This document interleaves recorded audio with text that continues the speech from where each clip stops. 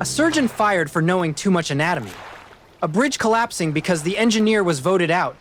And a global movement that has convinced you that your ignorance is just as good as their knowledge. By the end of this video, you will understand exactly how the war on experts was manufactured to manipulate your vote, and why the rejection of objective reality is not a revolution. It is a suicide pact for the modern world. You are about to see how they weaponized your distrust to sell you a future that cannot mathematically exist. Stop looking at the politicians screaming on the podium. Look at your medicine cabinet. Look at your bank account.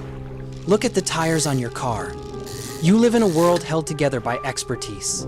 You trust that the person who designed your brakes understands friction coefficients. You trust that the person managing the power grid understands voltage.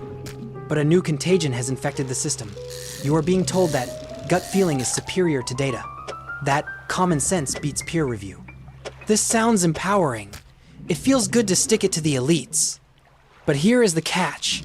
When you fire the pilot because he sounds too arrogant, and you replace him with a guy who is fun to have a beer with, the plane still crashes. Gravity does not care about your resentment. Viruses do not care about your political affiliation. Economic bubbles do not care about your patriotism. When expertise dies, things stop working, the lights go out, the currency collapses, the shelves go empty. And while the people on the stage are shielded by private jets and offshore accounts, you are the one left in the wreckage. You are cheering for the demolition of the very safety systems that keep you alive. To understand how we got here, we have to look at the playbook. This isn't accidental stupidity. It is tactical ignorance. It operates in 3 distinct steps. Step 1 is the setup, the valid grievance. The architects of this movement know that you are angry, and they know you have a right to be. In 2008, the experts at the central banks and rating agencies crashed the global economy. They failed. But instead of demanding better experts, the populists convinced you to reject the concept of expertise entirely. They took a specific failure and turned it into a general war on intelligence. They equated education with corruption. They drew a line in the sand. You are either with the people or you are with the science. They forced you to choose between your identity and the truth. Step 2 is the trick, the death of nuance. Real solutions are boring. They are complex. They involve trade-offs, math, and long timelines. Populism offers a drug called instant gratification. If an economist says, we cannot print more money because it will cause hyperinflation, that is a complex negative truth. The populist says, they are lying to you. We can print money and give it to you because you deserve it. That is a simple, positive lie. The human brain prefers the simple lie. It requires less energy to process. They weaponized your cognitive laziness. They turned, I don't understand this, into, this must be a scam. Step 3 is the proof. This is not a theory. We have the receipts. Let's go back to the 3rd of June 2016. The United Kingdom. The Brexit referendum. Michael Gove, the Justice Secretary, sat in front of a camera and said the quiet part out loud. He said, I think the people of this country have had enough of experts. He wasn't just dismissing a specific policy. He was dismissing the entire concept of professional knowledge. Fast forward to 2017, the United States. The phrase alternative facts enters the lexicon. This was the smoking gun. It was an admission that reality is now optional. Look at the response to the global health crisis in 2020. In countries where scientific advice was followed, death rates were managed.